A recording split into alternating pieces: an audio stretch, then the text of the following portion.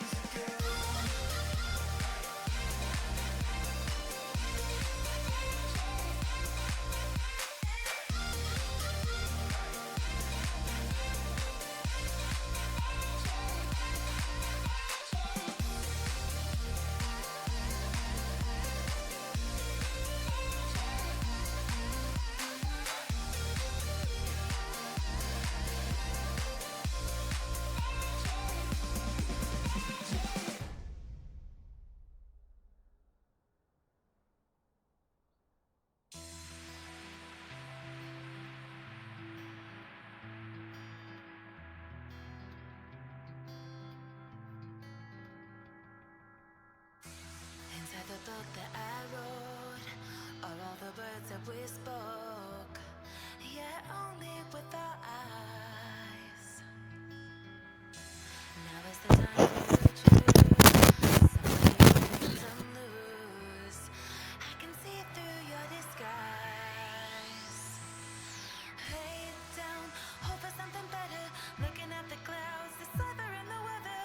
You can't keep this up. The lies are just too much. Kick back, start another fire. Looking at the clouds, making shapes that you admire. And you can't stop it now, 'cause you don't know how.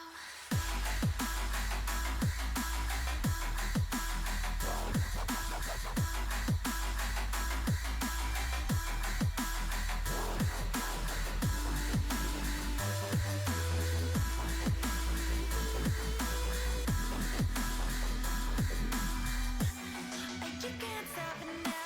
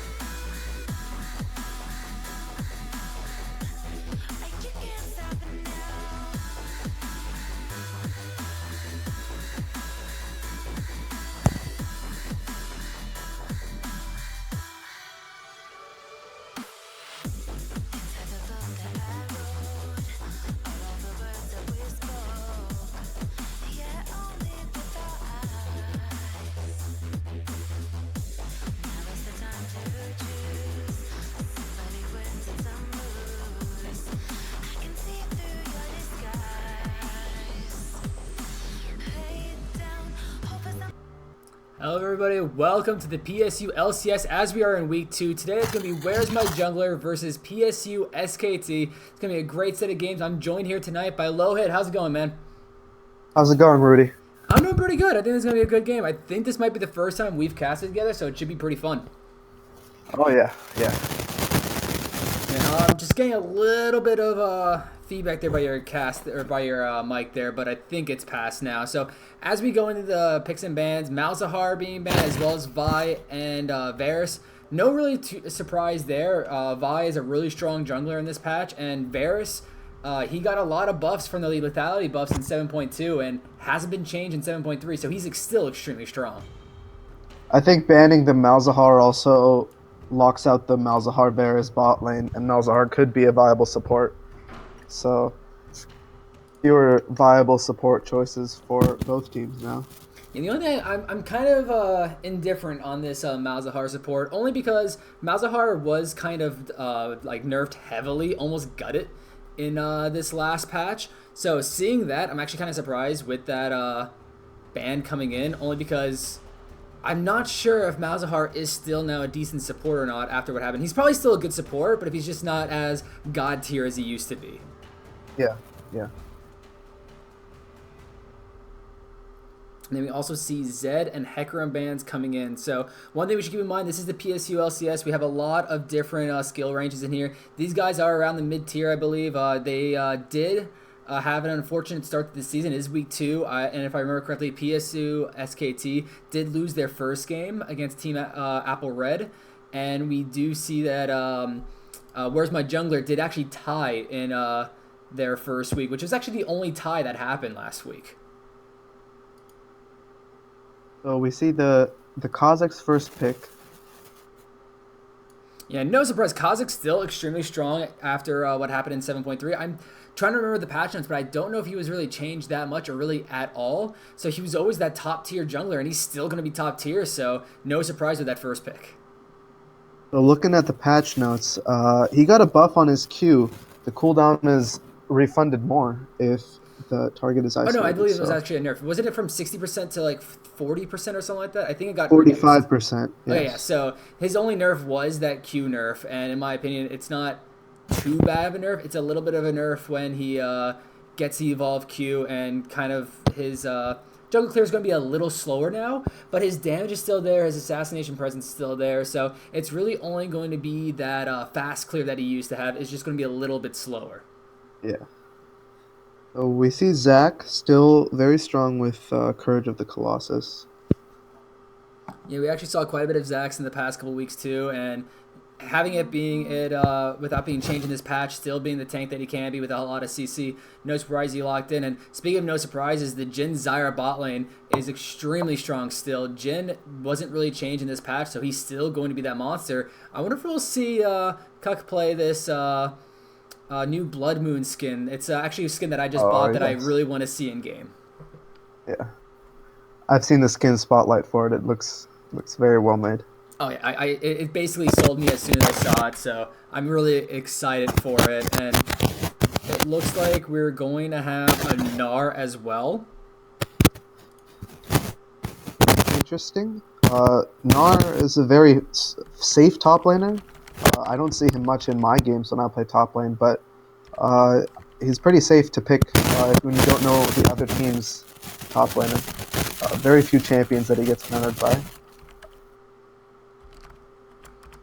Yeah, Gnar is one of those safe picks where he could actually deal quite a bit of damage and still be the tank that you need. We'll have to see if he goes with Black Cleaver, if he goes with that Frozen Mallet build instead, but it looks like Jaws might want to go for that Darius. Darius is one of those top lane bullies that can really just win you the game by getting fed up top, and then there's just nothing that the enemy team can deal with. So if that's actually locked in, that's actually going to be one thing that's going to be pretty cool to see in this game. With this Gnar versus Darius matchup, I feel like the Gnar can still farm relatively safely because of his range in mini Gnar, but it's going to be a little difficult once he gets into that mini or the Mega Gnar form, and I don't know if he's going to be able to actually trade with a Darius after that.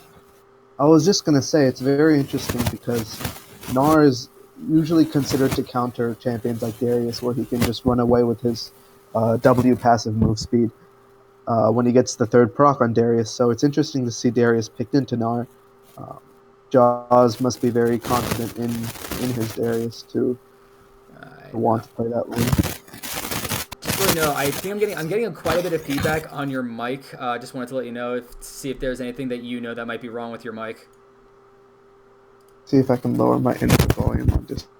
Yeah, we'll see if that works out. But in the meantime, we do see that it might be Rum on that Azir, and we're going to have to see if anything is picked up on the side of PSU SKT. I think Azir is an interesting pick because other than his small W buff, I think 7.1, he hasn't been buffed, and he still has one of the lowest win rates. So pick versus Ari. Yeah, Ari is going to be one of those champs I feel like can farm relatively safe and have a lot of good roam presence. And same with Azir. I feel like this is going to be pretty cool to see of how both these mid laners are going to roam and put their talents to another lane.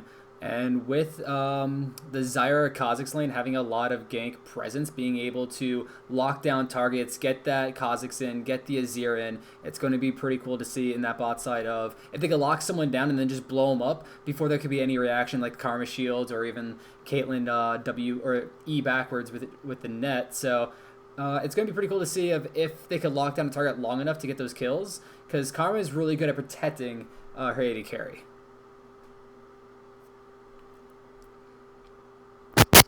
Oh, Jesus. As Low Hit fixes his mic, I'm going to see if I could talk about it much more in the jungle coming in here about the Kha'Zix versus Zac matchup. I feel like early on, Zac is going to have quite a bit of a rough time there if Kha'Zix and him do meet.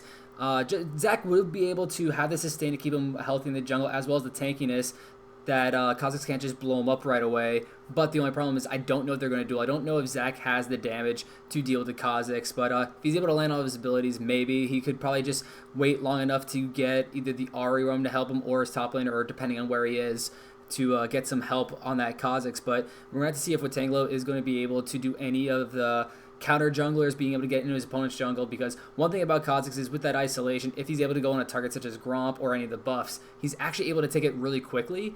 Even with the nerfs on his Q, I still feel like he's going to have a pretty good time with this jungle. I don't think it's going to be really all that hard for Kha'Zix here to really bully the Zac if he wanted to. But then again, like I said, Zac is pretty tanky. He could just hold off long enough for one of his laners to come and help him.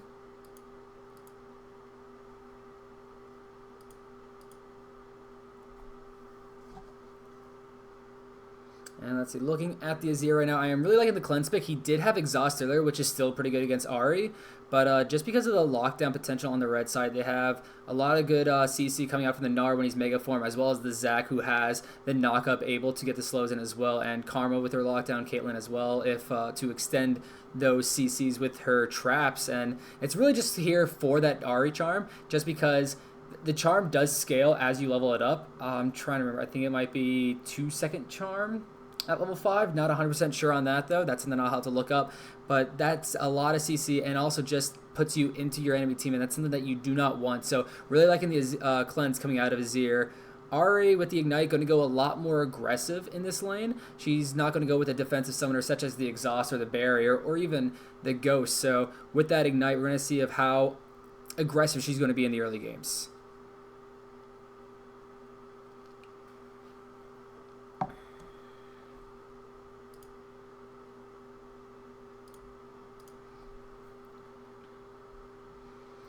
As we say that as well, top lane, we talked about a little bit earlier about how Gnar is going to be able to farm relatively safe once he is in mini Gnar. I think he's going to have a little bit of a difficulty against the Darius in Mega Gnar form, because Darius loves beating up on tanks because of his hemorrhage passive. He's able to really whittle him down pretty quickly, and he has quite a bit of burst presence, especially when he gets 6 with his ultimate. So I feel like Vus on this top lane is going to have to play pretty safe up against that Darius. And we'll have to see if he goes for a more aggressive build, such as, like we said earlier, the Black Cleaver or the Frozen Mallet, or if he's just going to build straight tank.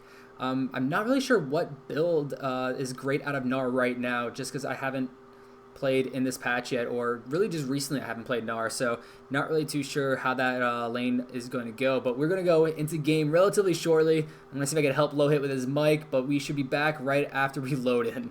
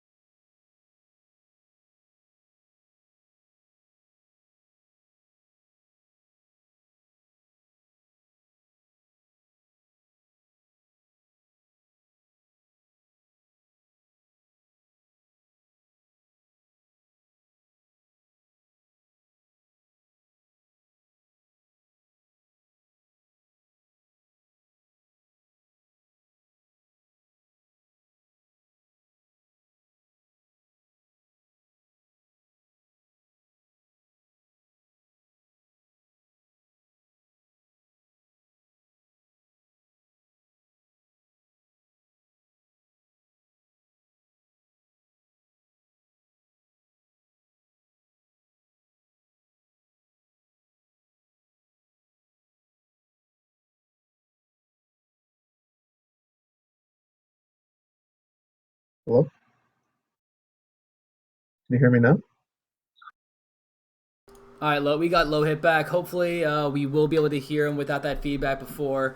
And we're loading into game right now. It seems like, just from looking at it, a lot of people from Where's My Jungle here just kind of picked a lot of comfort picks coming out. A lot of rank 7. I think yeah, blue is 7, I believe. So a lot of rank 7s coming out of them.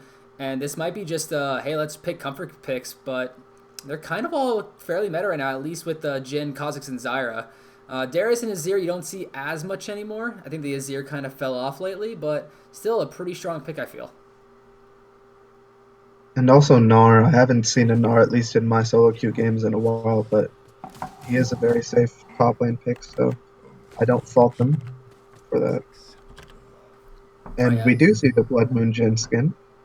Yeah, I'm loving that, actually. It's a skin that I've been waiting for a longest time, and actually, when I'm done casting these, I'm probably going to play some Jin games, just because, well, one, I've been spamming a lot of Jin in solo queue right now as well, so it's going to be great to play with that new skin. It's an interesting counter to the Lunar Wraith Caitlyn. Moon-related skins, I guess. And so as it starts up, just seeing where the plant placements are right now. As we go see what the other team is doing, it seems like they're doing relatively the same thing, a bot start. And this is actually just kind of a little abnormal, at least from what I've seen a lot from other teams that play together quite a bit, is that they've really been starting the top side instead and trying to get their presence down around bot a lot more. But it seems like these guys do want to start with that red buff instead, or at least with the bot side buffs. Yeah, we'll see if Kha'Zix chooses to gank top lane at 3. I don't know if Kha'Zix Darius can catch a Gnar if they do choose to engage at 3, but I feel like they would be able to, because if Darius is able to get close enough for that pull, it's going to really just, like, especially if he could pull while Gnar's ulting. I know that's asking a lot, but as we say that, Cuck in the bot side is taking quite a bit of harass already, getting hit with the headshot as well. Went forward to land that 4th shot, but it cost him a little too much of his health.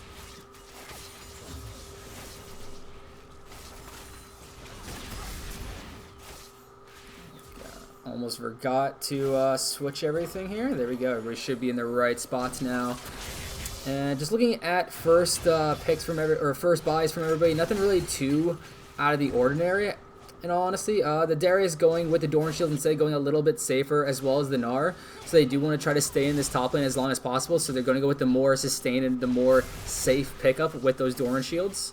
You do see them sometimes go with a little more aggressive, maybe like a Doran's Blade or even just Longsword and some pots. But this time they both want that Doran Shield.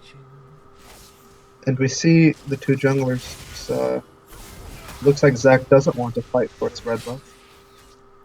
Yeah, I wonder if that's... He definitely sees it because there is a ward near there, so it does seem that he's just going to go ahead and give that up and just take his Raptors.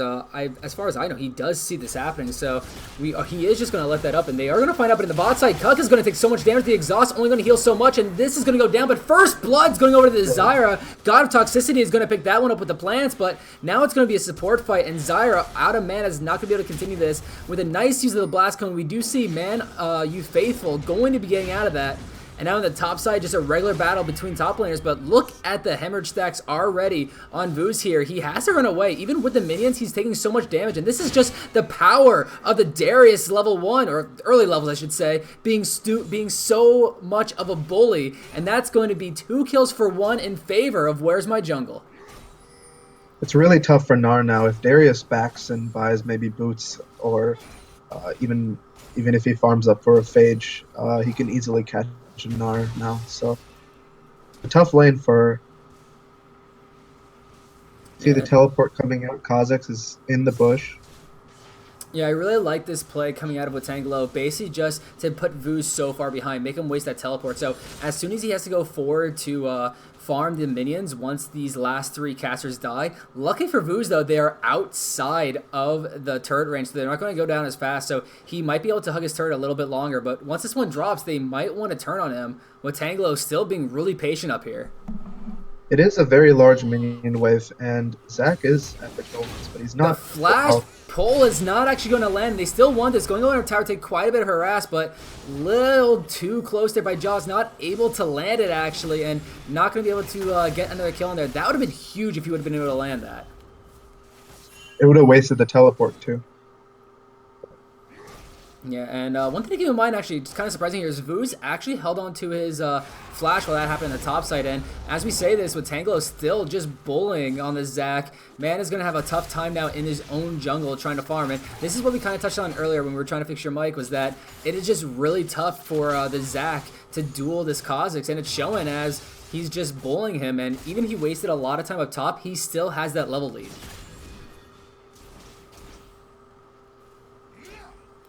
Now, I wonder actually how much of that level lead was because he sapped experience from Zone 80 carry, because we see that he only has 5 CS right now, and counting his buffs and the buff he stole, he had to get, like, Romp and Scuttle, and that's it. So he doesn't have a lot of jungle CS at least, but he got a lot of the single camps. Now, bot side, we're going to see a fight as Ordinary does get locked down, but he's going to be able to run away with the Karma Shield. I almost said Mantra Shield, but I don't think she used her ultimate. So this fight's going to continue as everybody on Where's My Jungle on the bot side is pretty low, and Butcher trying to put out the damage. Not quite able to find a kill yet, though. A lot of harass coming out from the Caitlyn from headshot proxing.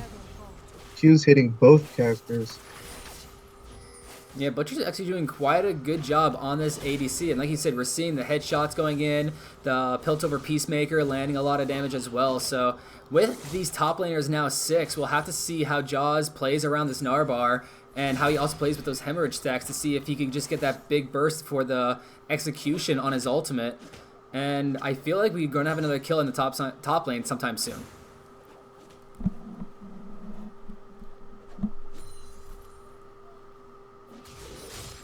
Yeah, Darius at 6 can put out a large amount of damage, especially if Gnar has to use his jump early on and not be able to jump out of range of the ult. But and one thing we're already seeing is actually CS leads in almost every lane right now. About a 10 CS lead in favor of Rum on this Azir. We have a 20 CS lead on this Darius in the top side, and about a 15 CS lead going over to Butcher in this bot lane. So every lane seems to have a winning side right now, but it's still with that 2-1 in favor of Where's My Jungle. Now, we do see that Watangelo is going to get caught out by a ward there, so he's not going to be able to gank the bot lane. and here Zach gets the blue buff after spawning Kazakh's bot side free with no threat.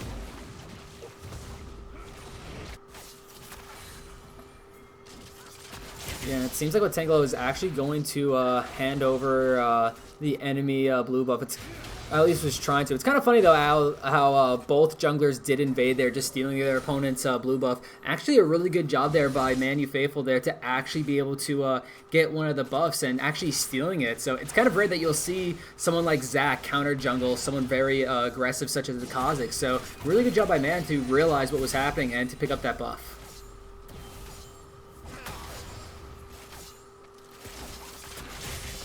I do think in that trade the advantage goes to the Ahri though, because she does have the Lost Chapter for the mana regen upon level up, whereas Azir only has a Stinger, so not having blue buff on that Azir will be a bit more painful than for the Ahri. But we do see a CS lead in mid lane. Yeah, that's actually a good point I didn't think about, is how this would affect the mid laners. And yeah, you're right. So with the attack speed that Azir is building, he's not going to be as mana reliant, but he is going to have to use some of his mana to summon soldiers and throw them where he needs to. But with this roam in the top side, Kazakhs might want to go on this Gnar again, but it doesn't seem like they're going to pull the trigger. They're just hovering around here. I think he just wanted to make sure that the wards were cleared out before he went in, but he's not going to go in just yet.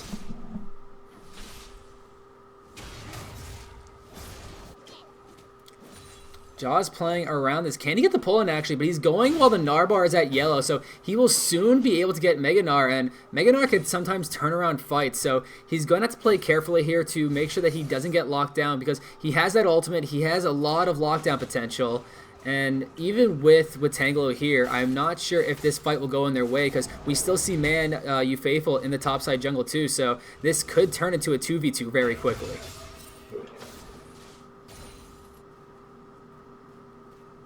Yeah.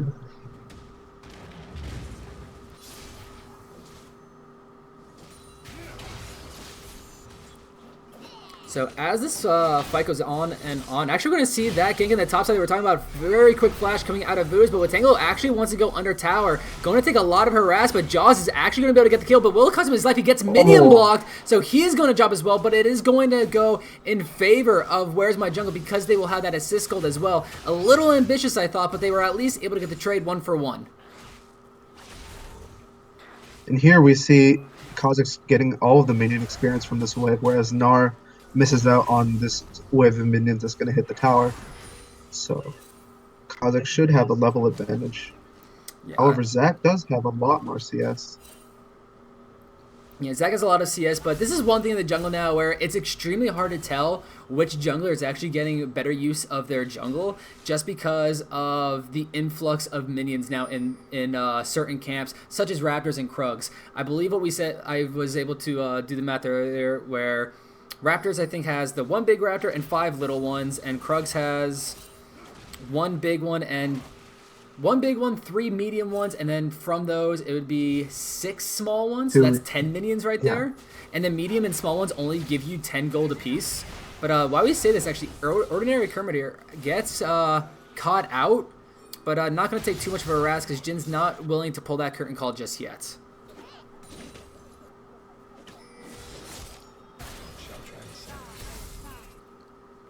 But yeah, that's one thing we have to keep in mind, though, is where stuff such as Gromp only gives you a little less gold than the entirety of the Krug camp.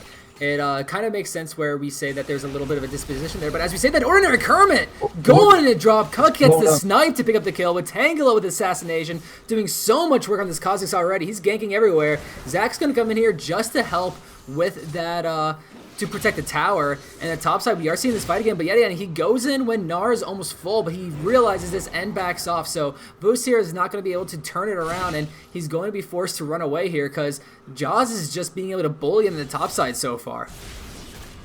Kha'Zix is still, but are they setting up for a dive, maybe? Or Zach is in that bush to deter. I think they are just wanting to get some turret damage here. The turret is already a 3rd down, but if Zach's able to get here, a good knockup, they're actually going to land it on Tangela, who's extremely low. The headshot not going to be enough, but here comes the curtain call from, Jin. Wow, I couldn't think of the name for the champion for a second. And he's not going to really be able to land any of the shots, and Watangelo, just barely able to get alive, is going to be able to get that trade from earlier, 1-0, and all they get out of that from this stay is a little bit of turret damage. We do see the flash from Zyra.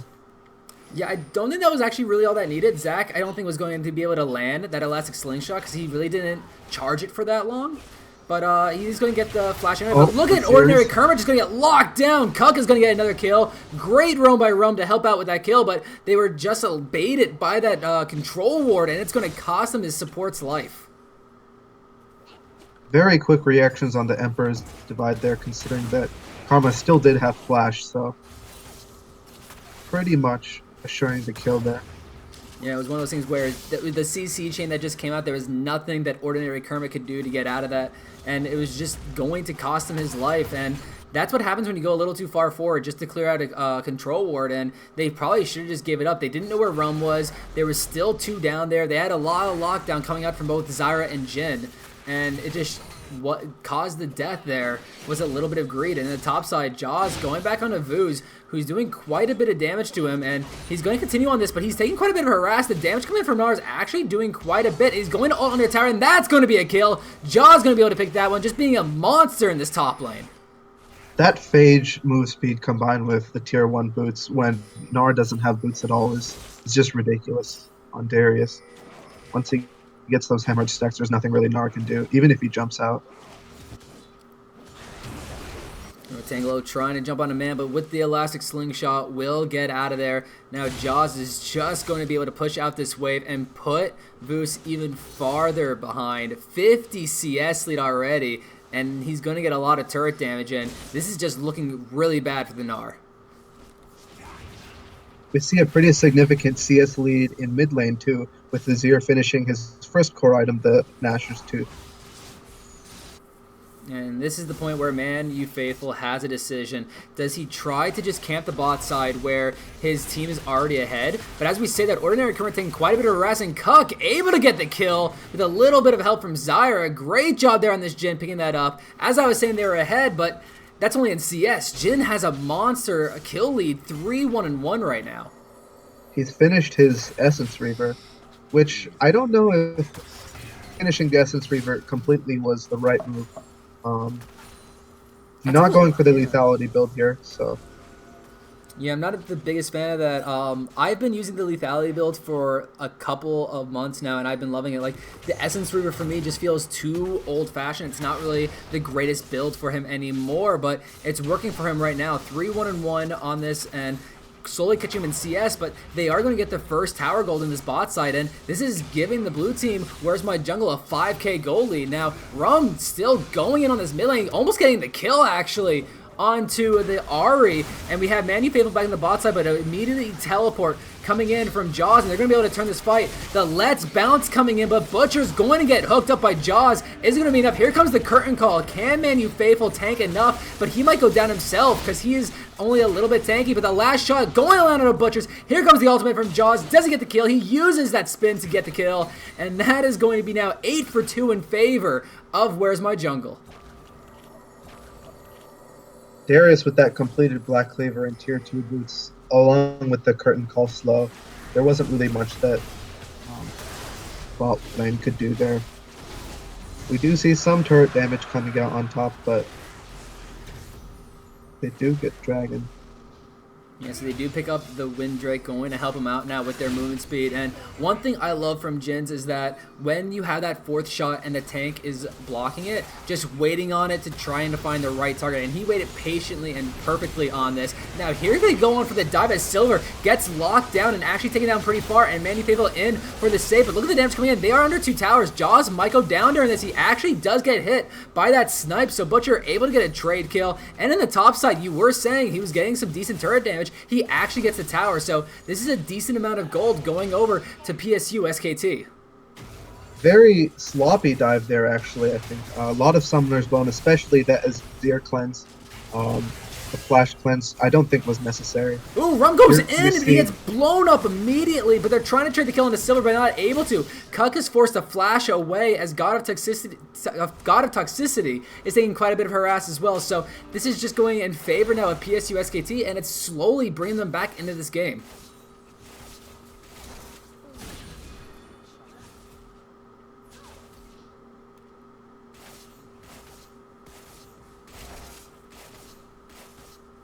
Here we see Manu Faithful taking the red buff. Interesting choice to not give it to the Caitlyn or even the Gnar. But I guess prioritizing mid-turret damage is more important there. Yes, they are going to get another tower for themselves. So this will be now 2 towers for 1 in favor of PSU SKT. And one of those things early on right now, getting the red buff as a jungler does give you the damage that you need for when you do your ganks. It makes them actually worthwhile. That slow can be really good for locking down targets. And it's really at the late game of where you always want to give it over to the ADC. But less than 20 minutes in, it's really going to the jungler is still fine. It's not going to be too big of a deal of not giving that over to your ADC, because that's still a lot of golden experience that you're giving over. True. You do see the Negatron cloak on the Ahri. I think good choice versus the double AP. You say that Manu Faithful and Watangelo. Actually, look at the damage coming out from Manu Faithful. Able to do quite a bit. He has his teammates, but Jaws is also up here. The lockdown is going to be there, and will they be able to trade any kills? Watangelo able to jump away. Does Manu Faithful have his passive? Ordinary Kermit does pick up a kill, but it does cost him her life. But here comes Silver on this Ahri. Can he protect his AD carry? Look at the damage coming in as Jaws gets a double kill. Can he continue? The ultimate comes in. The bleed's going to get him a triple kill. Jaws is amazing right now. He does drop, but he gets 3 for his troubles. And now Jin in this top side being locked down by the bot lane of Where's My Jungle, forced to flash away. And there is the passive popped by Zac in the meantime. Curtain call coming up in the top side as Zac going to be chunked down by Rum here. Can he get the kill? He's not going to be able to. He survives. And the minions are going to do quite a bit of damage to Rum, but he is going to be able to live. A lot of blinking health bars, but the tower on the top side is going to drop. And that's going to be a 4k gold lead, roughly, in the side of Where's My Jungle.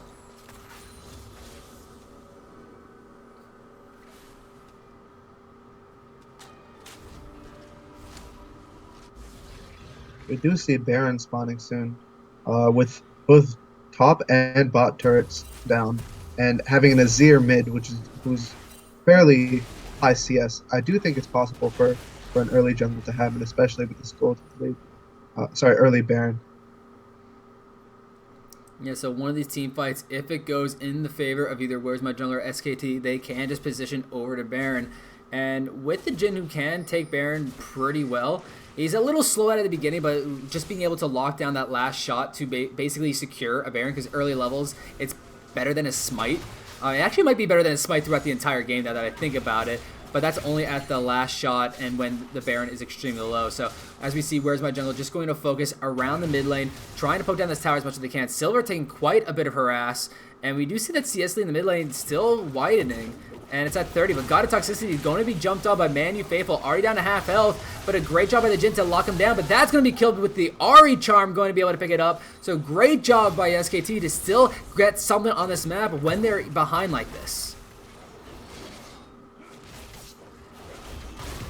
But Jaws is up here, so he might try to fight the team again, see what he can get out of it, but he decides that he's not fed enough to be able to 1v5 just yet. But just from what I could see him on this champ, I feel like he's going to want to do that sometime soon. See the Azir passive coming out on mid turret. A lot of stage potential with this team. Yeah, current call is going to come down here. Look at the damage coming in with the Azir ult as well, poking in, but he's not going to land the fourth and final shot, and that's going to be Rum being taken down by the Caitlyn ultimate as well as the tower helping out. So this is going in favor of both teams as they both lose one member, but we do see Where's My Jungle wanting to continue to push. They have that Azir turret backing them up, so they want to try to do some damage to this mid lane tower.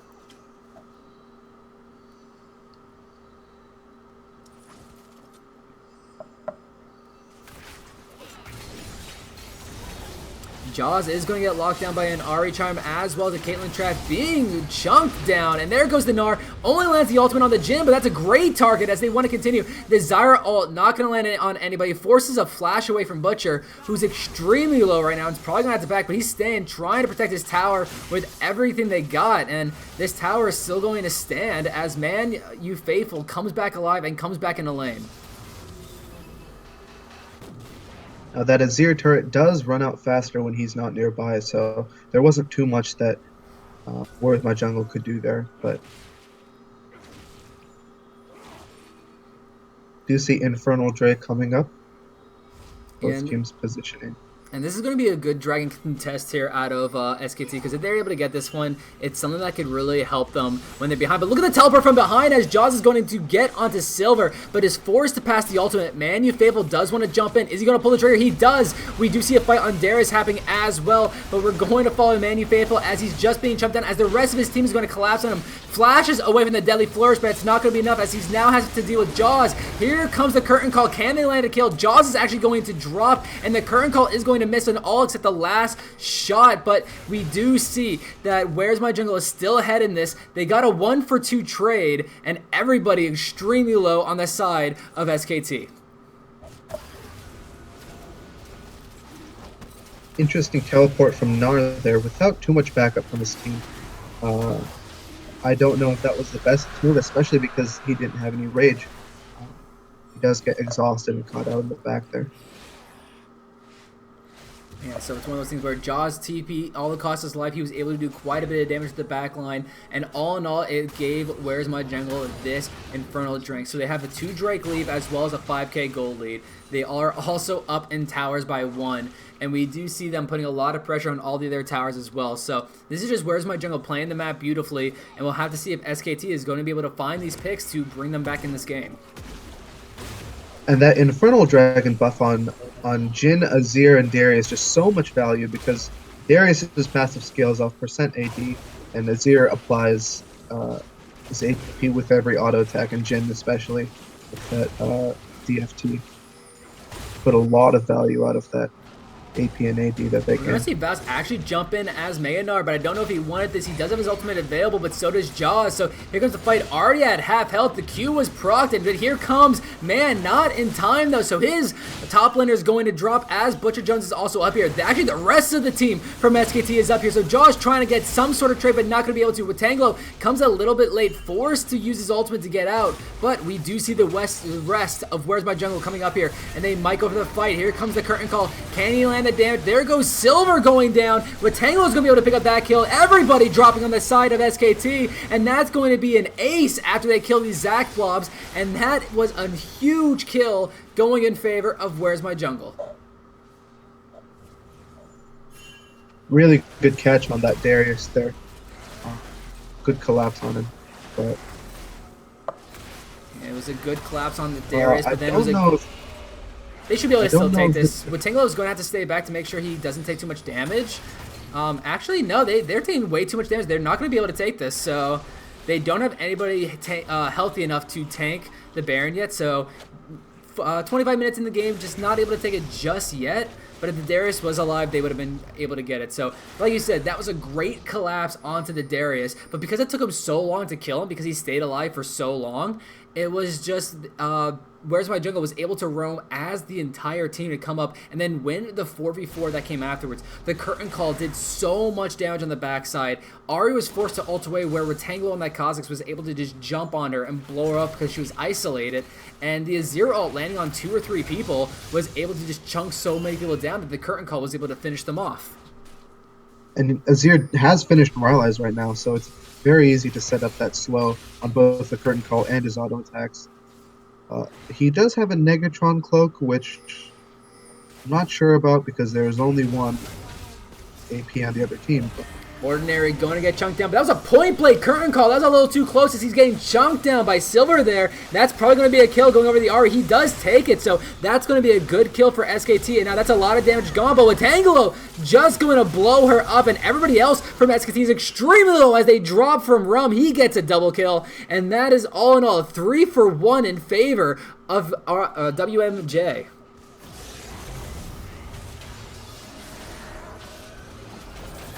But Man is going to jump in. Can he find the kills onto the Kha'Zix? He's going extremely low, but he's able to jump away. But Gnar picks up the kill, but Rum going forward is able to pick him up as well. Rum trying to do what he can with the help of his Zyra. He takes the kill. Double kill going on that Azir. He is 6-2 and 5 right now. He has the items, and because of that, he's doing so much damage. Pretty ambitious jump, actually, by that Zach once he saw that the Azir turret come out.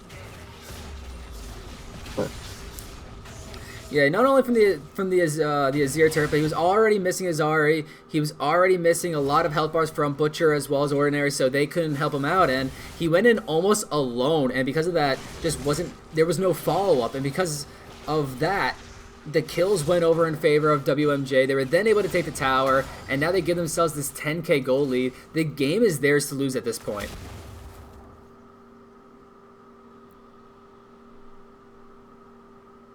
Just not going to say anything about that attempt there. I think he was trying to jump over the wall there on Jhin. I don't think he was just using that blast cone for fun.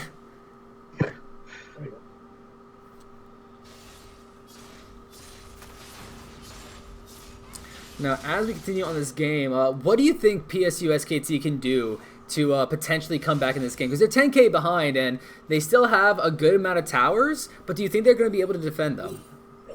I think the most important thing that they can do is perhaps get a pick with the Ahri charm on perhaps either Azir or Jhin. Speaking of picks, we do see Man Youth Faithful get chunked down already, and another pick on a Silver, so they needed to find the picks, but they're the ones getting picked off instead.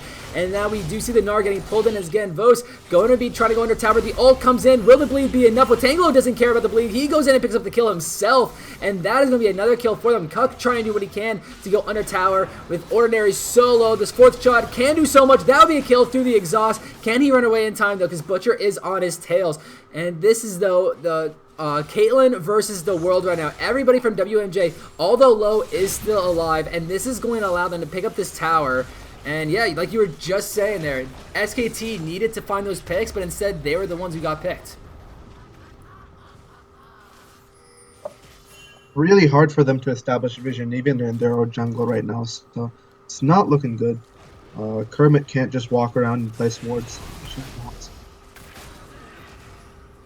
Yeah, and now the entire jungle, basically the entire map right now belongs to Where's My Jungle, so it's like, where's your jungle? It is on both sides of the map at this point. They're going to be able to do anything they want, and we're going to have to see SKT. Are they going to be able to find the picks? They need that Ahri trying to land on some crucial target, and once they blow them up, they actually might have a chance in a resulting 5v4, but they're so far behind right now that even with only 4 members, I still think Where's My Jungle still has the goal lead 4v5.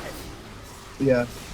We see the Darius zoning out the Zach for possibly stealing this Infernal Dragon. 2 Infernal Dragons. Silver gets cut out. The lockdown is on her right now, but she does get the ultimate to get away. But is the shot's going to land? 3, that's one more shot coming out that he's not going to land, but Ordinary is going to drop from the rest of the team. That's Rum getting an 8th kill for himself. Can he get a 9th? He will actually on to that Caitlyn. Will they give him the triple kill, though?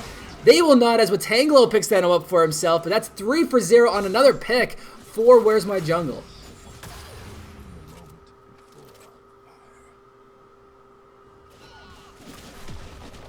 Now, right now, I It's looking don't very know if bleak Gnar for can PSU defend this LCS. tower. Sorry, what was that? It's looking very bleak for PSU LCS. There's not too much they can. As you were saying, I don't even think they win a 5v4 fight at this point. Azir just puts out way too much damage, especially with the Emperor's Divide to zone out members of PSU LCS. Yeah, but they might be able to collapse on them. They do have 2 members up here. They do land the Karma Q, but it's not going to be enough because the slow is just not enough at this part of the game. So he's going to be able to get away. And just looking across the board on the side of Where's My Jungle, like, look at the item leads. Like, we just see Jin having... actually, he hasn't backed yet. How much gold is he having in his pocket right now? Oh, no, he just recently backed, so he did just buy. He has a pretty good lead over the Caitlyn. Actually, as I say that, not too much, actually. I thought it was going to be an item or two, but... Caitlyn is... Oh, wait, no, that's... The Last Whisper is not completed. So, yeah, so it is almost a full item ahead now on this Jin against Butcher Joe's here, so... Or Butcher Jose, sorry. It's going to be really difficult for any damage to happen, and I feel like this might be over. As you said before, the crit build on Jin, he puts out a lot of damage if he can manage to get ahead with those 4th shots. You see the members of W. Zach's going to go for it. Can he get this steal? He doesn't get it. With Tanglo with the smite picks it up, but the fight afterwards might go in favor of the red side. But never mind, they're getting too low. That's going to be Ari forced away, and Butcher Jose trying to do what he can, but Jaws going to be able to kill him in a Manu Faithful. He's going to get another one on an Ordinary. Can he go for the triple kill? It's actually going to go over to God of Toxicity, I believe. Yes, he picks it up, and that's just 4 for 0 in favor of Where's My Jungle. SKT there needed to go for that steal. They went for it, but it just didn't go in their favor. Very good Emperor's Divide coming out on that wall, zoning away the rest of the team from helping out Zach there. Ari couldn't note over it and was just left alone. Yeah, you did see Ari was forced to try to get over the wall, but wasn't able to. She was locked down by that wall, that ult, and we saw Butcher Jose just wasn't able to get around to deal damage, so that happened as well. And we're going to see just Where's My Jungle just go into brute force with those minion buffs, or with the Baron buffs on the minions, just going to be able to take every inhibitor that was left in the map. Bot lane hasn't respawned yet. Now we do see Zach going in. This might be a very desperate play to try something, because at this point, with double super minions coming in from every lane with Baron buff on them, it's just going to be so tough for SKT to even defend their base at this point, even without Where's My Jungle coming in. They don't really have the wave clear that a mid champion like Victor or Ziggs could offer, so having to deal with 3 different waves of super minions is really difficult. Yeah, especially they are 33 minutes into the game, so this is where we'll probably see Where's My Jungle just back, get items, get the full health, full mana, and then just go and brute force a lane. They're pushing every lane right now, and as we see, they're starting a group here in this mid lane, and it seems like this is where they're going to go for their final push with this group of super minions. And this is where PSU SKT is going to have to find some really big pickoffs, some really big team fight in order to come back, but Where's My Jungle is just so far ahead, it's going to be very, very tough for them to do so.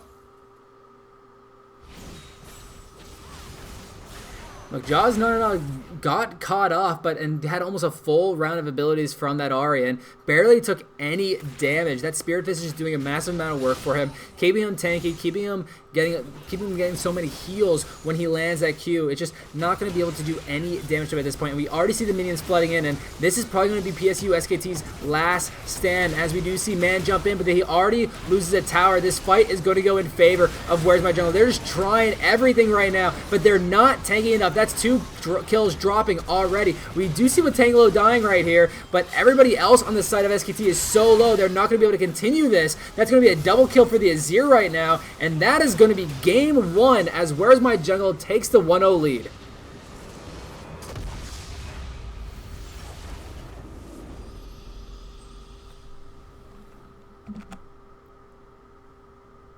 So, in my opinion, that was pretty much a slaughter.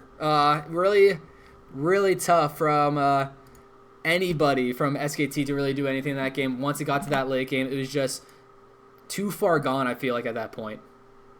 I did doubt the Darius and Gnar matchup and the Azir pick, but that ended up doing so much work for them. 13, 2, and 11 on that Azir. Very early Void Staff and the Abyssal Scepter put in. He just shredded through PSU SKT.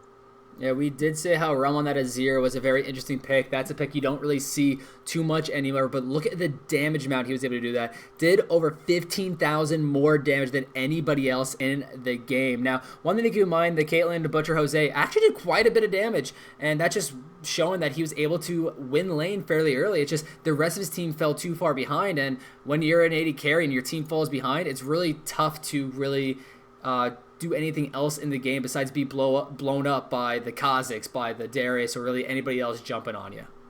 Exactly. All right, so we're going to get the next game underway. We're going to get that ready to go. In the meantime, I'm going to grab some water while these guys load in, and I'll be right back, play some music for you guys, and then we'll be able to get into Game 2 between PSU SKT and Where's My Jungle. Looking at the clouds, the summer and the weather. You can't keep this up. The lies are just too much. Kick back, start another fire. Looking at the clouds, making shapes that you admire. You can't stop it now, 'cause you don't know how.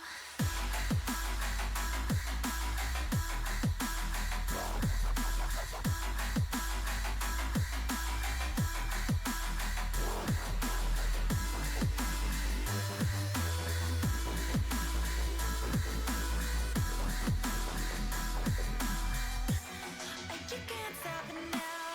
You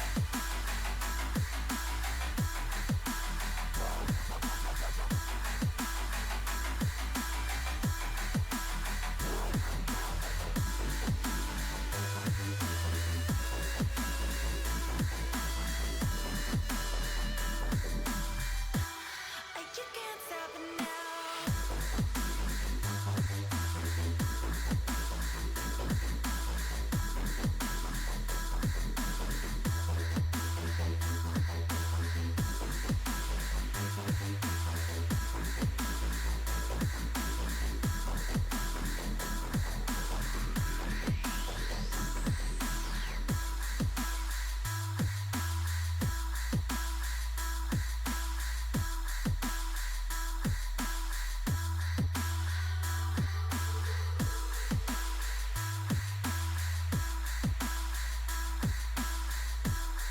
You can't stop it now, 'cause you don't know how.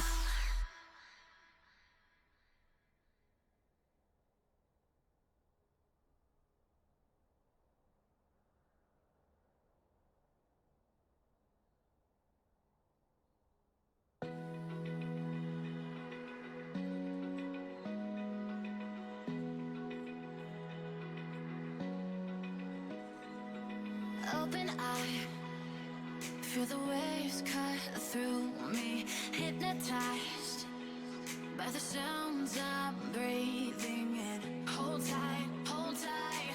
Chemicals collide. Hold tight, hold tight, hold tight. Dripping lights paint the skies, all because of you. Dripping lights paint the skies, only you.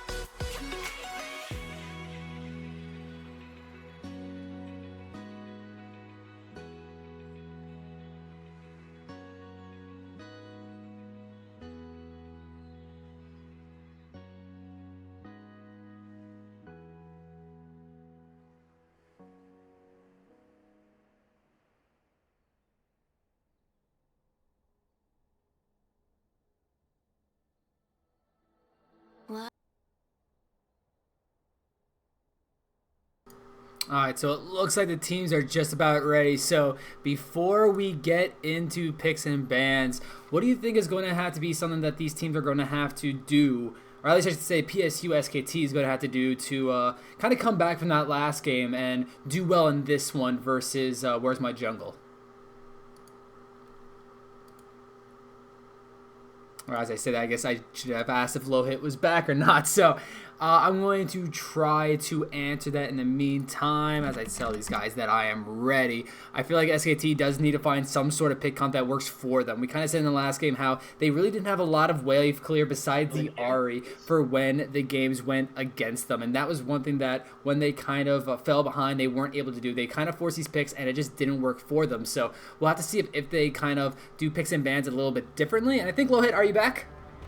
Yeah. All right, awesome. I was just trying to say of what you think that SKT PSU kind of has to do to in this picks and bans to kind of come back in this next game. In terms of picks and bans, I think they do need to either ban out some lane bully champions that they're not comfortable against, versus just meta bans, I guess.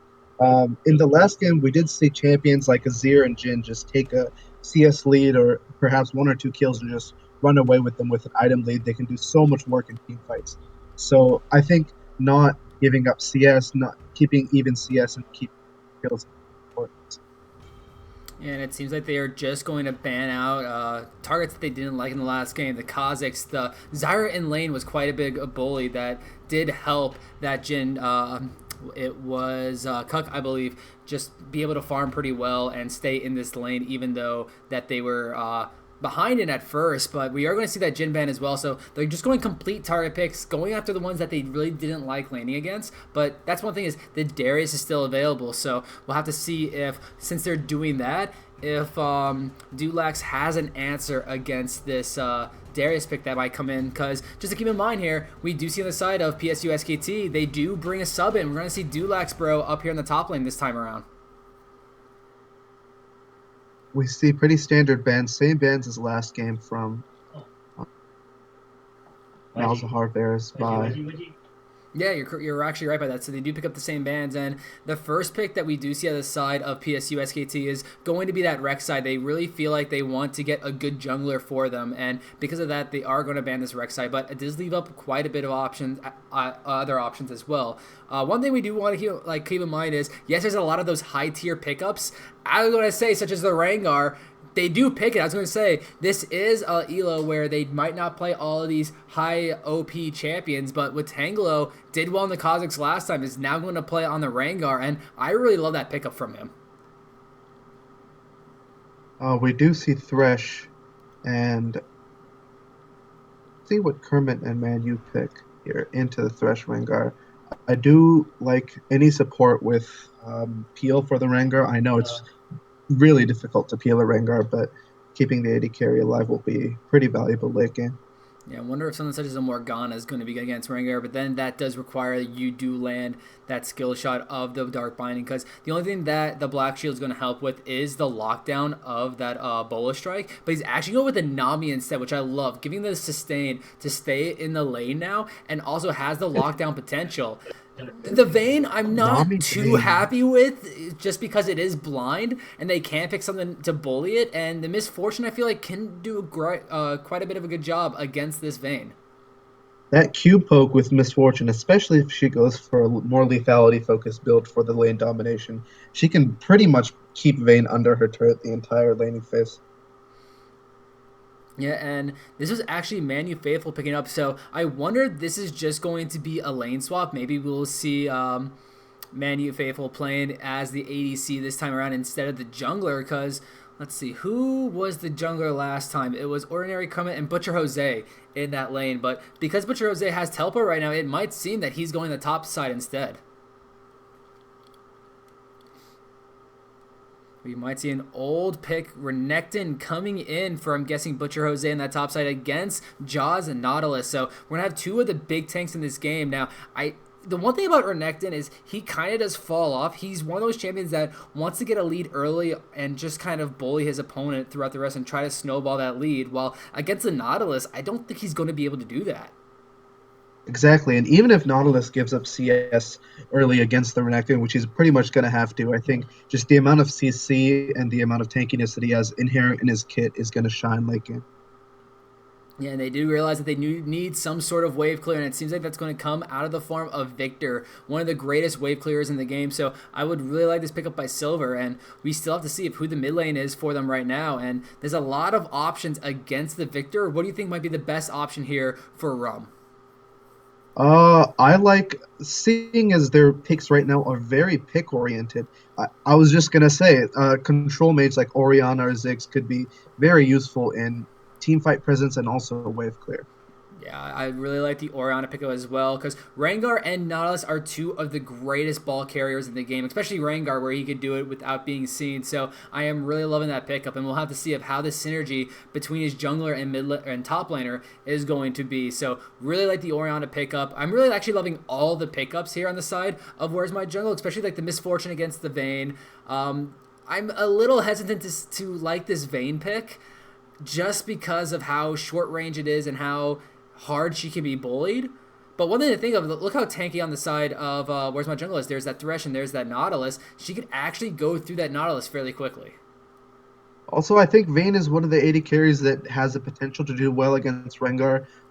She can outplay with her ults if, and also, however, like dealing with an Orianna in a team fight is fairly tough. We see Victor taking Ignite versus the Orianna Ghost.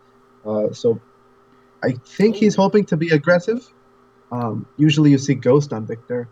But Yeah, I'm not really loving the Ignite on the Victor, but I think they kind of, let's see, is there any, no, there isn't really a lot of inherent like spell vamp or lifesteal that they want to cut into. So yeah, not really sure of on the Ignite pickup. Maybe he just wants to try to be the carry into that mid lane. And yeah, one thing you're saying that, one thing to keep in mind with the Rengar now is he was recently nerfed. His W no longer gives him, I think it was his W at least, that no longer gives him that CC immunity for 1.5 seconds that it used to. So he can now actually be hit by the E of the Vayne. So Vayne does have some inherent kiting to deal with this Rengar. So she might not get blown up right away, but we'll still see if Watangla is going to have a field day on that Rengar or not. and we do see like a champion like Renekton with a point and click stun. He is effective in zoning Rengar off of Vayne if he just sits on Vayne in the backline. However, if he does that, he can't really deal that team fight damage he does with his ult and Q. Yeah, that's true. So I really feel like this is going to be an interesting game, and it's probably going to be decided fairly early on. Both teams, though, do have that wave clear, so if they do fall behind, they do have some way to come back. They have the way to turtle, and they have a lot of good pick potential actually onto the side of SKT, well, PSU SKT. They had the Nami who could land the bubble. They had the Renekton who could jump in and get the stuns. But at the same time, Where's My Jungle has quite a good pick potential as well. They have the Thresh to engage, or the Nautilus as well, two hook champs able to just lock down a single target. And then with the Orianna ultimate, if she's able to find the right targets, it's going to be just massive in these team fights. And Vayne has to always be or make aware of where that ball is at all time, because she has to be pretty close to her target to deal quite a bit of damage. She has one of the lowest attack ranges in the game, so if she's in range of that ball, she has to watch out. And if any of PSU SKT does get caught by the Orianna ball, there's the MF ulti to follow up, and especially if she goes for lethality, that'll do a lot of team fight damage. So they have to be really careful in not getting caught in that shockwave. Yeah, I am really liking the Misfortune pickup here for the ADC role instead of the support, with all the lethality buffs that happened, as well as, oh wait, no, the other champions didn't really get nerfed too hard, but she's just still really strong champion, and I feel like she's going to be picked as ADC at least a little bit more often, but I think she's still just really good as a support against the Zyra, against the Malzahar. Even though we said earlier, I believe personally that the Malzahar is going to fall out of the support role because the nerfs that he received, I feel like, are just like gut-wrenching. It's just too big of nerfs on him. Just one of the small things of him not able to instantaneously use his Voidling is really rough, because that was one great way to dodge skill shots. Exactly. I do like the MF pickup into the Vayne though, because I think MF, along with perhaps Caitlyn, is one of the most effective AD carries at keeping Vayne down, denying CS, so that Vayne doesn't have the opportunity to scale up. Yeah, now these teams are going to load up into the Rift. It's going to be a pretty close game in my opinion. I feel like it could go either way. PSU SKT still looking for their first win of the season. Well, actually, they're going to be looking to tie this game. It is a best of 2 for these PSU LCS games. You either get a win, loss, or a tie. So Where's My Jungle going to try to get their first win of the season, while as PSU SKT is going to try to give them their second in a row tie. But it's going to be pretty tough right now. We did see in the first game of just how dominating Where's My Jungle can actually be. I do think this game will be decided by early game picks, because both teams have a fairly pick-oriented team comps, so any early picks can be snowballed by either side into a win.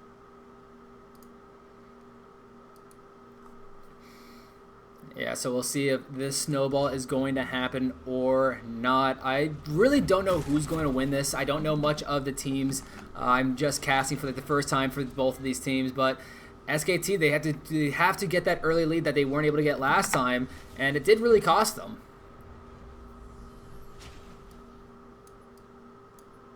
Is Tim playing guitar?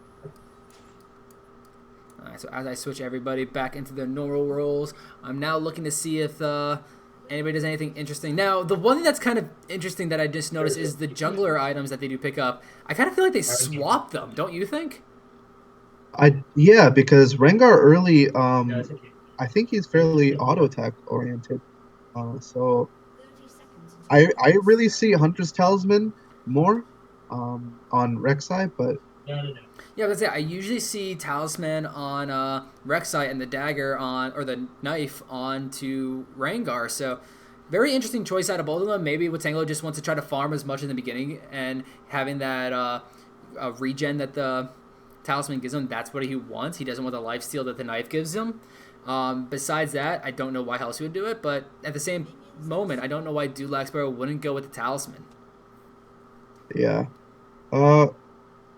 Rek'Sai does have a bit more sustain in the jungle than Rengar does, so I do think Rek'Sai has the potential here to make some early ganks, especially with aggressive lanes like the Renekton top. But he will have to remain healthy for that to go off. Huh, I didn't realize that those plants spawned that soon, so Misfortune just going to go ahead and make use of that plant so no one could come by and use it against them, even though we see that no one's in that area. They want it to be better safe than sorry, so pretty common starts coming out of here. Watanglo actually starting blue buff instead, while we do see that blue start coming up from Rek'Sai in the top side, and without it being seen, no one knows that she's up there, so this could help the bot lane of SKT if they go for a very early gank.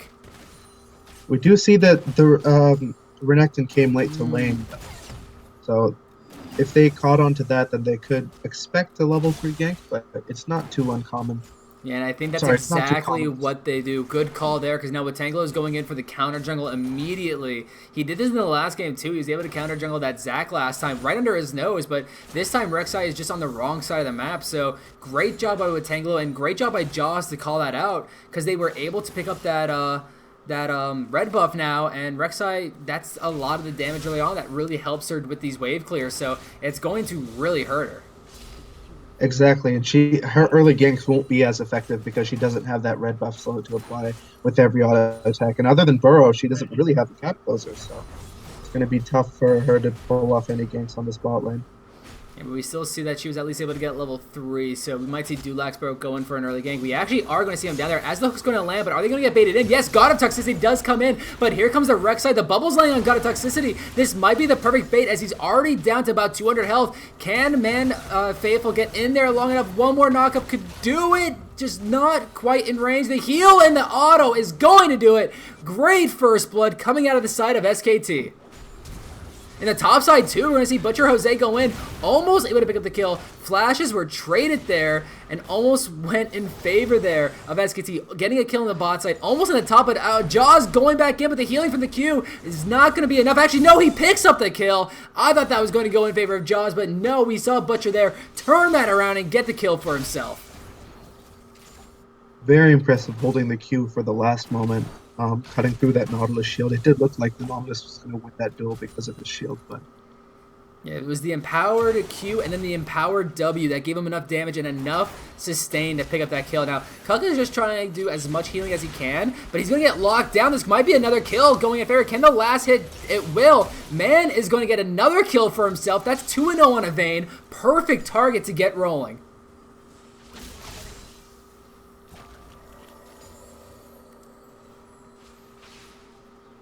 This is just completely different from the first game. Whereas my jungle just had a very early lead and just dominated the rest of the game, snowballed that until what we saw, about 10,000 in like 25 minutes, but already 3 kills in the favor of SKT and a 1,000 gold lead. This was exactly what they needed to get their advantage for this game.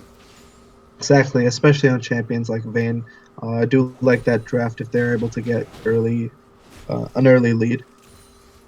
I'll admit, I was not loving that Vayne at first, but once you get 2 kills on a Vayne, it doesn't really matter too much. The Misfortune had to come back with just a longsword and refillable potion, so she's not going to be able to do too much if another trade happens. And that was one of the things. I don't know if Ordinary got hooked by God of Toxicity on purpose or not, but if she did, that was a perfect usage of that because it really baited that Thresh to go in and got them that first kill. Exactly. I'm a little surprised that they didn't expect that level 3 gank, seeing the Renekton come from that late from the top side. But Oh, they 100% knew that the Renekton was going to be up there, and they at least had enough game knowledge to know, hey, I could go in for this counter jungle, but they did not think about when she was going to come bot. And with this aggression, we're going to see Rek'Sai come down again, forcing the flash out of Cuck, and they're going to turn their attention now on a God of Toxicity. The Flight only going to do so much, as well as the exhaust might keep them alive for now, but they are going to be worse for wear, running in the back, so they're going to be now low in health, and we'll have to see how much Rek'Sai focuses this bot lane. Topside fight is what Tangelo comes up here. This might not be the fight he wants, but he misses the Q, but he might not need it. The hook is going to land, and that is going to be a dead Renekton. Jaws picks up that one. So we do see WMJ able to get something for themselves, but now this might be Dragon going in favor of SKT. you see, in response to that top gank, very early Infernal Dragon, level 4. Yeah, I really like this decision here by SKT, getting something from that top lane kill coming in, and they weren't able to get anything on the tower up top, so definitely was a great idea there to pick up that Infernal Drake, and that is one of the most highly contested Drakes coming out, and they were able to take it in less than 7 minutes. And considering that Nautilus did get that kill top, so it denies Rengar a little bit in terms of his snowballing potential, and even if a kill on Nautilus, I mean, he does get the Bomby Cinder, but against a Renekton, Renekton's still going to be able to survive in that lane with his Q. Oh yeah, definitely. So this Renekton is going to have to still try to be the aggressor, still try to just be that lane bully and get so far ahead. And in the meantime, we're seeing the bot side though. Cuck is still able to farm pretty easily against Manu Faithful there. They aren't able to push their advantage just yet because this is a BF versus a longsword advantage. I think he's a little bit afraid of the hook there because if they do get engaged on, MF still has a lot of damage. That is true, especially as they're getting closer and closer to level 6. The bullet time can do so much in this early levels. So with that, they're going to just try to keep their lead, just try to farm up and wait until the late game. They want the Vayne to get to that late game stage as quickly as possible. And it seems like they might go for more of the Infinity Edge start into something such as maybe Blade of the Ruined King. We'll have to see. We've been seeing a lot of Vayne not go Blade of the Ruined King. They've been kind of going into Infinity Edge into Static Shift. The Q max on the Vayne especially, she's going to hit like a truck with that Q proc and the Static Shift. And so I like the pickup there coming out. But Silver going to get hooked by that Shockwave, doing so much damage to him, forcing the flash right away. And we do see another top fight in the top side, but Curse of the Colossus is doing so much for Jaws here. We do see Butcher trying to do what he can, but with Tango again in this top side, he already used his slice, so he's not going to be able to get away. He's going to get hooked up as well. With Tangelo picks up this kill, though, so he's now 1-0-1 on this Rengar. I do like the Renekton playstyle. it's something that top laners like Darius and Hanser have talked about on their streams, where they play so far ahead to bait jungle pressure so their bot lane can have a fairly free lane. We see Rengar not putting any attention onto that Vayne lane. So, yeah, so Rengar has just been focusing tops here.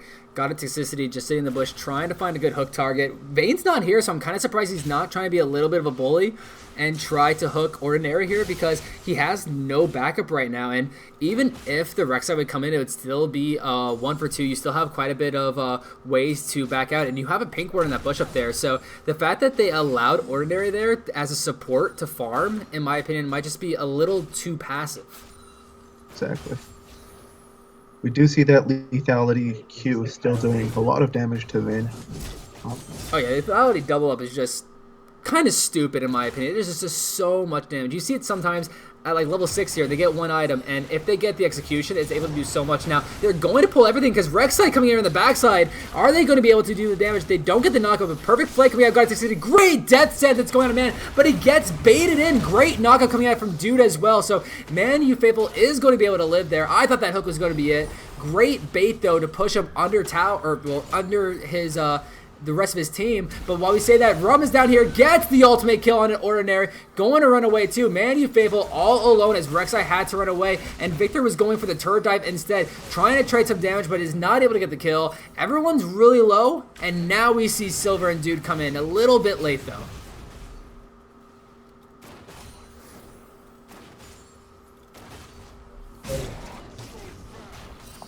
In the meantime, since we do see the Rek'Sai bot with Tangela and Jaws are just going to start the Rift Herald, this is not something we see taken too often, but when you're able to do it, it's not that bad to go ahead. It does take off pressure off the map, but there's nothing else to take. Go ahead and take it. So that Rift Herald buff probably going to go over to Jaws there, and it's really going to help him out with that lane. But no, they're actually going to go give it over to a Tangelo to get nice assassination pressure.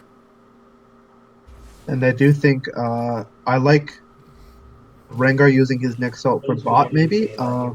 With that Rift Herald buff, he can probably one-shot either Vayne or Nami.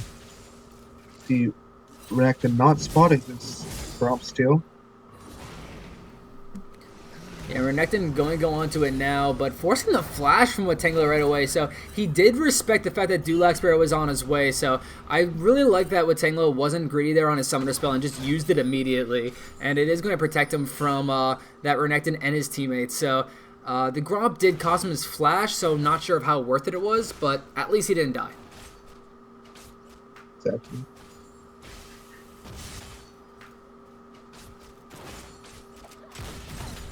Pretty passive lane here. We see a pretty massive lead on that Orianna. She did have an early CS lead, but now she has 2 kills on top of that. Going for the Merle first. And look at the damage coming in, forcing the ultimate away from Ordinary just because of the threat of the fact that they could go in on them. So great job there by Cuck and God of Toxicity to force that ultimate away from the Nami, and it's just going to be that much harder now to stay in this lane. The hook going to land on a minion right there, not going to be able to do anything, so we do see again Rek'Sai just positioned down this bot side. They're going to put a lot of focus here. They want man fed, and it's going to be really tough here, but here it goes Dude, but it doesn't seem like they're going to get much out of it because we're going to go back to the top side, and Butcher and Jaws here just going to do quite a bit of damage to each other. Actually, Butcher taking quite a bit of harass from this Nautilus. What? I might be. I'm just gonna die. See both junglers bot side right now, positioning for maybe a counter gank. I don't know. And we see Cuck there just trying to land those double ups. If they're able to land, they just do so much damage. And yeah, we see Rengar now in this bot side taking blue buff for himself. Surprised he's actually not giving that over to the Orianna, just because Orianna loves blue buff. So kind of shocked by that one. But we do see Rek'Sai on the bot side as well. The Flay comes in, but the tunnel didn't go out yet. But because of the Rengar Alps pulped, they are going to try to back out. But Watangelo goes in. Look at the damage coming in, both from the double up and the Rengar damage. So that's going to do quite a bit. But here comes Butcher. A late teleport from the Jaws as well. But the fight might be long enough for him to come in. That's going to be a great Nami bubble, but it's not enough as Cuck is able to get a kill there. And the fight's going to continue. God is dropped because of the Victor Roam. Silver is here as well. Watangelo is going to fall as well. So that's a 2-for-1. 4-1 in favor of SKT as this fight will continue. Look at the damage coming in though by WMJ, but just not enough to secure any kills. So very scrappy fight, but that still went in favor of SKT. A little bit late on that rotation from the Orianna. Impressive Victor plays right there. 3-man laser, I believe. It did have to do with Ordinary having to blow her ult earlier, because with that ult gone, there's no way to cancel the Misfortune ulti, so they all got hit by that. Yeah, and the tidal wave now just coming out on cooldown. That would have been a huge ultimate there to turn around, and maybe it would have been better than just a 2v1 in their favor. So this game, really close. It is a 1,000 gold lead that we are seeing mostly happen just because of that 20 CS lead in the mid lane. Exactly. Yeah, neither team really has too much of advantage right now. As we just check out gold right now, we do see a pretty big lead on this Rengar as well, about 8,000 on to his jungle counterpart.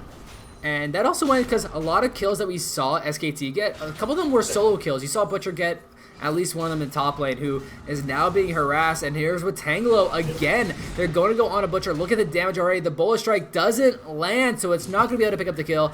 And that will just be a Summoner spell blown. Actually, no, he didn't use Flash, so nothing really blown up here. Got a toxicity, not able to land the hook, but look at the shockwave damage. Roman's going to be able to pick that up, and that's going to be a killing spree for him now. And we're going to see a dive in the top side. Can Butcher play anything up here? With Tangelo there, doesn't take Turret Shot, but look at the damage going on to him. He might be able to turn this, but no. Jaws is tanking beautifully in the hook on to Silver. Do they want to go in on it? The bull time a little off center, so Silver will be able to walk away on this, but they're going to continue, try to go for a kill. Rom does get cut out, but she is low. The Flash going to be blown, so without the damage going on to her, she will be able to live. And with everything happening, top lane turret going down. Flash hook does land on a Dubro. They're going to go in. Look at the damage coming in. Ordinary taking it, but no one's going to be able to die. That was a great flash hook, but they're not able to get a cure. They're going to kill. I just stumbled there. Good timing on that flash coming out from the Orianna. Once she got hit by the bubble, getting away from the Rek'Sai and Burrow. Yeah, that was a very perfect time. It did keep him alive, but we saw how this was a very close game, but it is slowly going in the favor of Where's My Jungle now. They had that little bit of a slip up in the early game, giving up 3 kills, but now look at it. They are ahead 7-5 as well as 3K gold lead, and they're not going to try to give over any more dragons, so they do want to go for this Mountain Drake, but they're being a little safe with it. They realize that dude Laxbro can come in for the steal. They don't have vision on him though, so they're just going to pull it out and smartly just get it out of the vision. Now Silver going to get locked down and killed by Rum. Great combo coming out of there by that Orianna.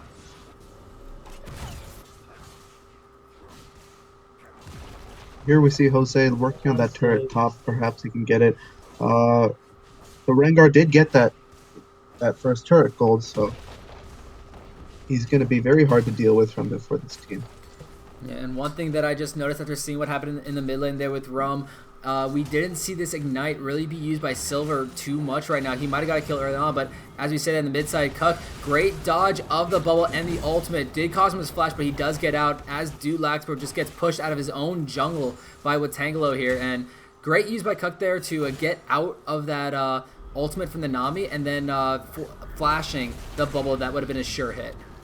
But as we say, this dude Laxbro being way too low is going to be jumped on. He's not even able to use his own tunnel. He gets killed on that one. And now with Rum here, this is going to be Butcher Jose dropping as well. Double kill going over to Watangelo. And the bot side, they're going to go onto Ordinary, but they do miss the flay. But they're going to continue with the healing coming in from Nami. It's going to be enough as Cuck going to take so much damage. Got a toxicity, doing what he can to play them backwards. Misses the hook, and it costs him his life as he drops. Will Cuck drop as well? That last shot, not enough. So that's just going to be a 1-for-0 trade, and this is a 4-2-0 Vayne. Beautiful bubbles coming out on this side. Having no fear. We do see the Orianna rotating bot, though. You know, can Rum pick up anything right now? He's going to land the damage on an ordinary first, but here comes the teleport. Will it be in time to help Rum, as this is actually a 2v1 right now, but the ultimate comes in, he just gets a double kill. He did not need Jaws because he gets the damage. That is Orianna being massive right now, 6-0-1. Beautiful shockwave coming out there. That's just a beautiful use of that ult. Able to land a lot of damage on both of them. Getting the shockwave as well. And Jaws not really fearing that turret at all. Just going to be able to do whatever he wants on this bot side. And this is just now going in favor of WMJ. There's really not a lot SKT could do. They do have the wave clear, but they're just dying a little too quick to use it. I do think a large part of this is the Victor not being able to rotate on par with the Orianna. That might have to do with him taking Ignite rather than Ghost, but a lot of Orianna's kills, I think all of them have been bot lane. So that might have been a mistake that led to Orianna's falling. Yeah, another thing I find kind of interesting is the Victor starting Lichbane first. Usually you see like a Morello or something coming out of it, but speaking of which, Butcher on this top side taking down Solo, with Tango desperately trying to take her help that tower, but he is going to drop. He was able to deal so much, but not able to kill the Renekton. So great kill coming out of Butcher, and while that happens, a 4v4 fight coming down this bot side. In the meantime, Butcher just trying to push up the top lane, and great dodge of those skill shots coming out from SKT, and this is allowing the Renekton to just split push here. That tidal wave really stalled out the dive there, canceling out the Yomus from the Man, Misfortune. You see trying the to Content put coming out. Yeah, man, trying to put the damage out, but just not able to do it quite yet. And look at the backs. They're being stopped by everybody, by SKT. They're not wanting the fights. They just want to stall for long enough to allow their Renekton to get another tower. But we do see with Tanglo, he is going to respawn. He is going to be able to help defend the top, but it did cost yet another tower. Beautifully played there by SKT.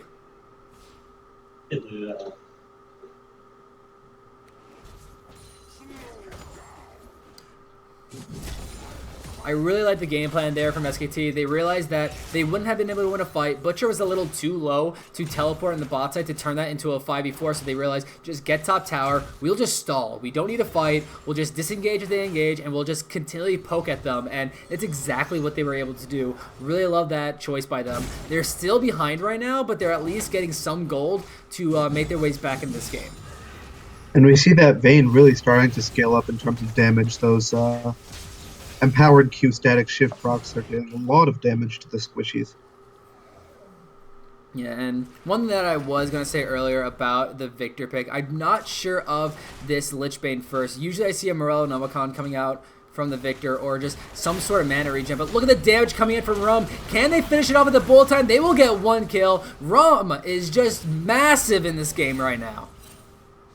Very impressive shockwave, just pulling the trigger on that, knowing that she has the damage too.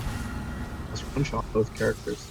We hear the Rengar ult being popped. Is he going to find a target to jump on? Butcher Jose is really low, but he has that empowered Q. The damage going on is similar, but the flash hook is going to land. That is going to be a killing spree for the Misfortune as they finish this turret up. With Tanglo jumps on a dude, Laxbro, look at the damage coming down on him. He does miss the bullet strike, but it doesn't matter. They get the tower, and they're going to continue this push. Really impressive play here from both God of Toxicity and Rumark, and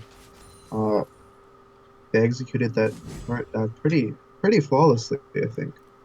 Yeah, it was just beautiful right there. This is going to extend that goalie too, and going to be able to now just take control now of the enemy jungle. And usually when this happens, this is when you truly know that you are behind, is when your opponents just can take your buffs freely and you can't do anything to stop it. So we will see Cuck get that red buff as well as the blue buff that was already on from the kills. He is now 3-1-3 on this Misfortune.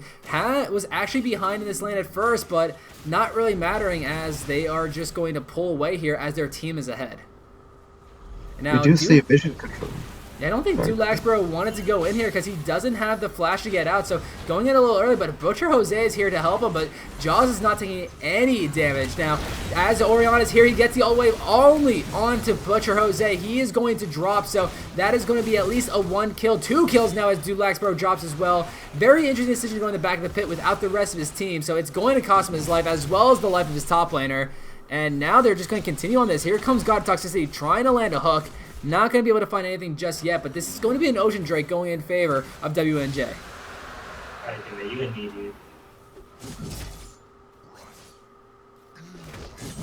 See the Orianna doing pretty ridiculous damage, but the Rek'Sai and Renekton pulled the trigger a little bit too far forward of the Victor and Vayne, so they didn't have the damage to follow up on that.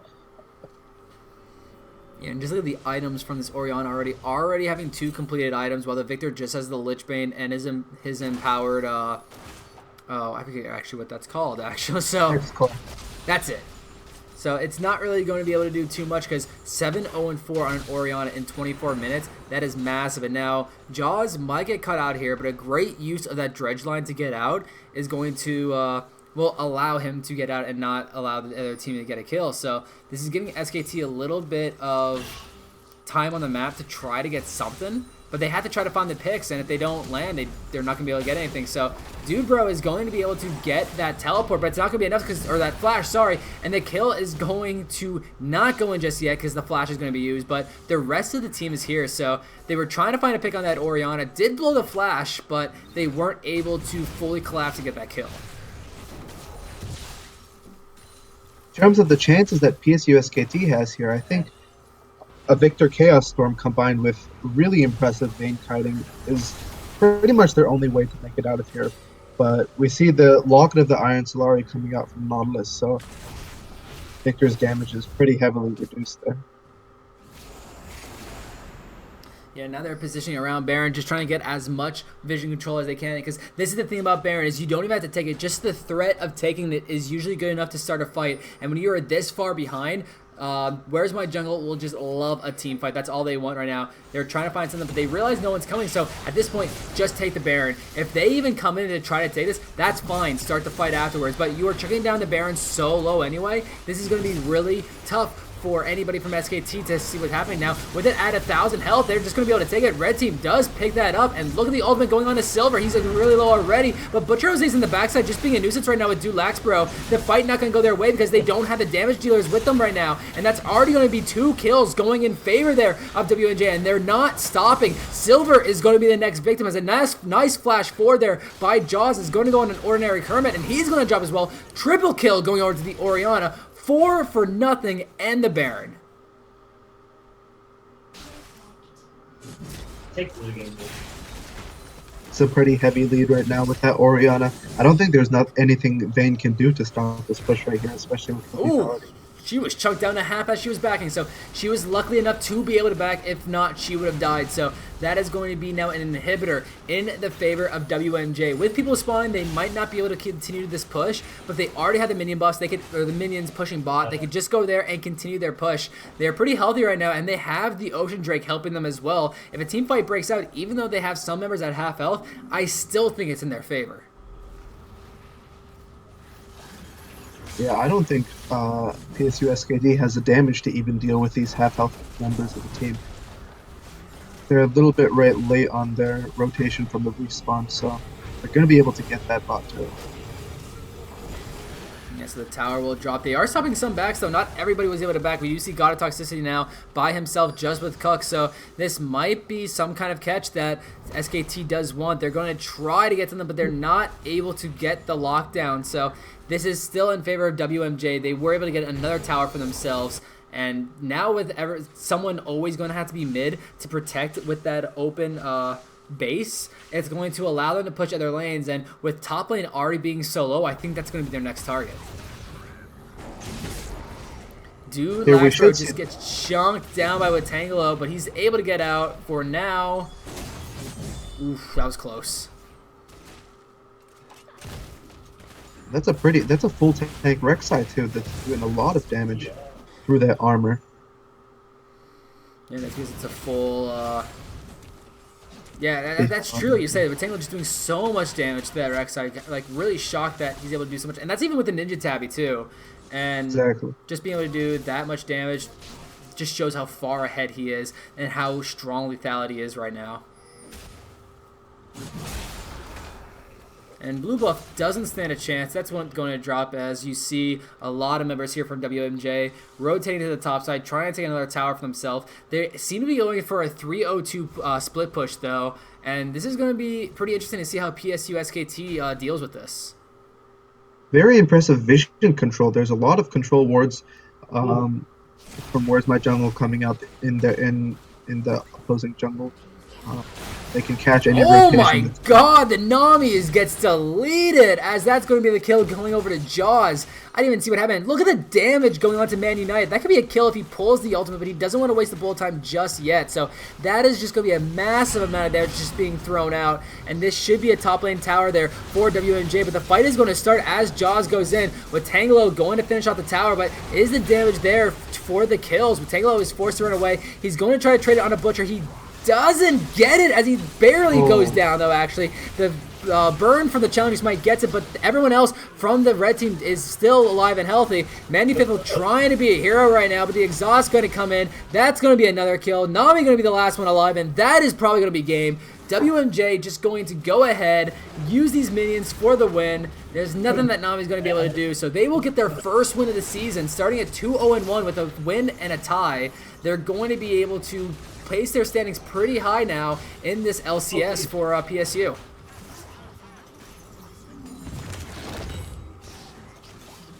And there we go. There's the G's coming out there. Not going to be able to kill the Nami. That's going to be the kill on the Nexus and the win for WMJ. Just a great job coming in. But yeah, the misfortune damage doing so much. The Nami just playing amazingly. 11-0-9 on that champion. He was popping off everywhere and just doing so much work. Exactly. They were even in the beginning, however. As I stated before, when you're drawing jungle pressure top, one key part is you can't die, and allowing the Rengar to just snowball off the top lane just can get put the nail on the coffin.